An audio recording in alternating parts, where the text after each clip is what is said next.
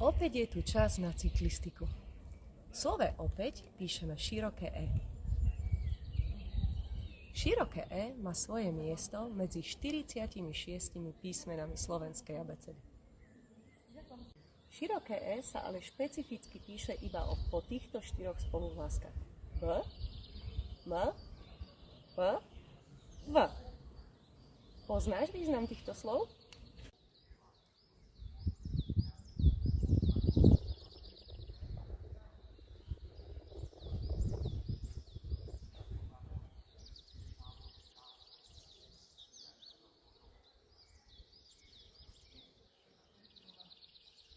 Prešla som 159 km a je čas vrátiť sa späť.